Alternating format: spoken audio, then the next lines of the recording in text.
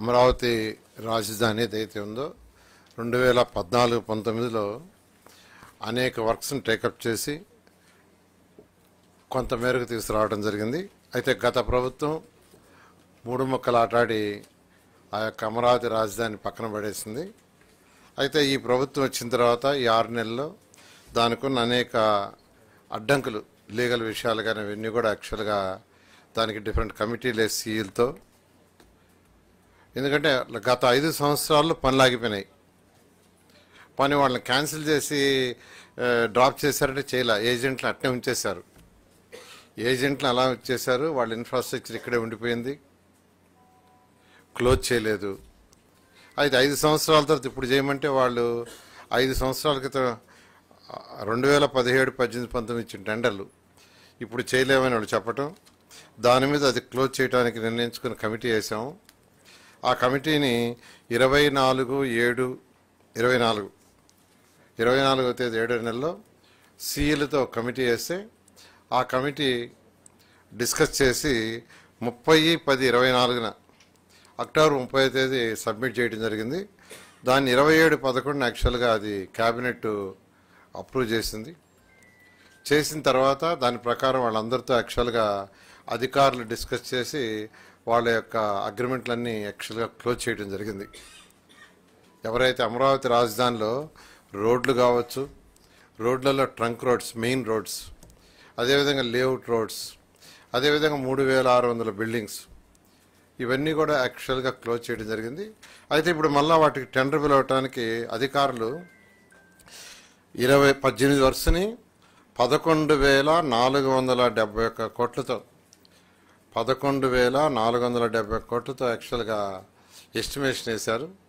నేను అథారిటీకి పెట్టారు, authority approve చేసింది. ఇవాళ క్యాబినెట్కి పెడితే క్యాబినెట్ అప్రూవ్ చేయడం జరిగింది. అయితే ఇందులో యాక్చువల్గా అప్పుడు రేట్లకి ఇప్పుడు రేట్లకి తీసుకుంటే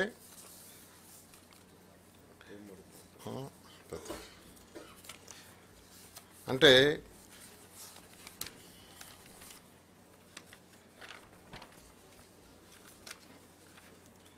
రేట్ల పరంగా ఈరోజు అంటే డ్యామేజ్ జరిగింది. వాళ్ళు చేసిన రోడ్లు అట్నే వదిలేశారు, ఇదంతా ఒక అడవిలాగా తయారైపోయింది. కొందరు రోడ్లు తవ్వుకొని మెటల్ కూడా తీసుకుపోయారు, కొందరు అపార్ట్మెంట్ కట్టి దాంట్లో కొన్ని డోర్స్ అవి కూడా తీసుకుపోయారు, ఇవన్నీ ఏసీలు తీసుకుపోయారు. ఇవన్నీ ఎస్టిమేషన్ వేస్తే 268.78 కోట్లు డ్యామేజ్ జరిగింది. 286,78,00,000 286,78,00,000.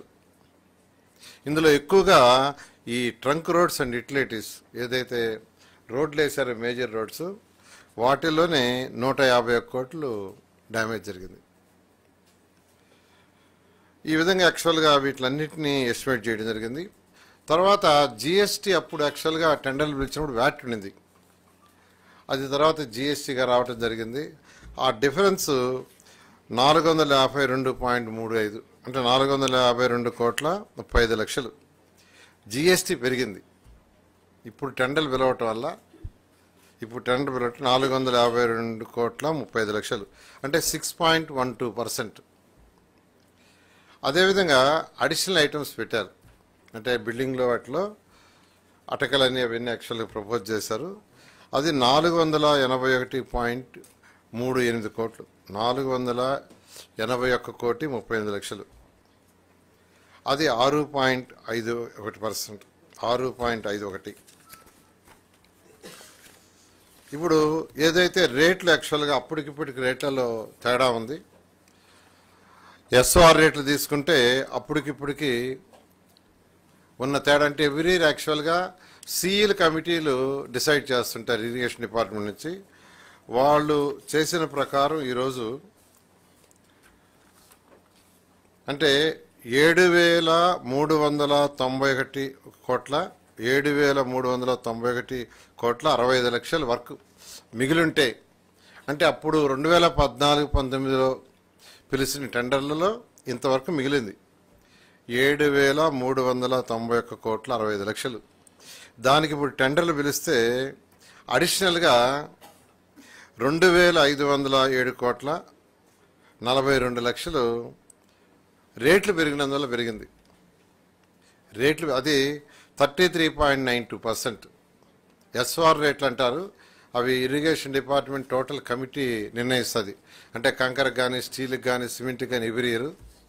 దాని ప్రకారం ఇప్పుడు వేస్తే 2,507,42,00,000, అంటే 33.92%.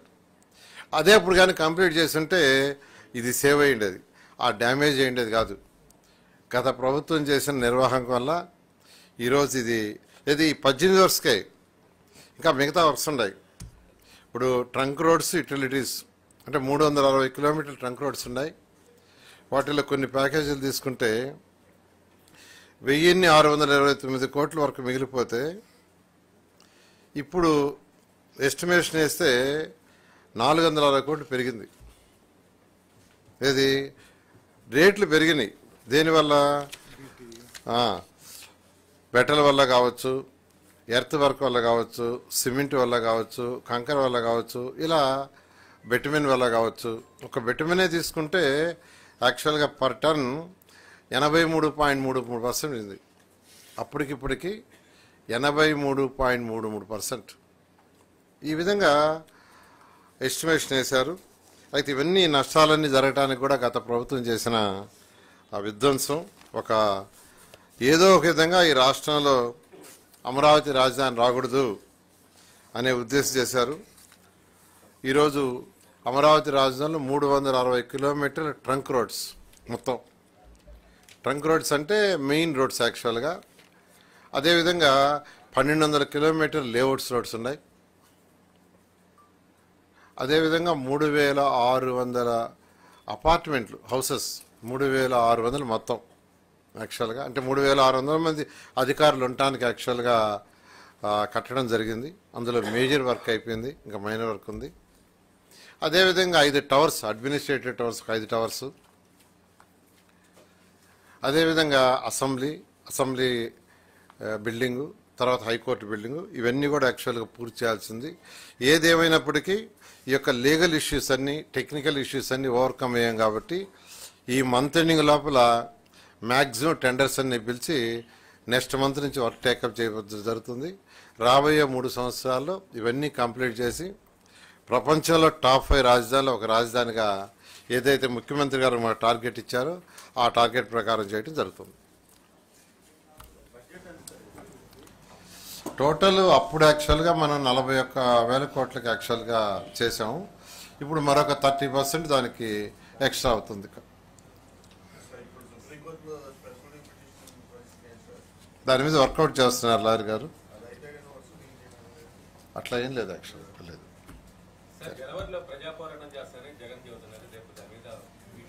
ఇంకేం పోరాటం ఆయన చేసేది అదే కదా.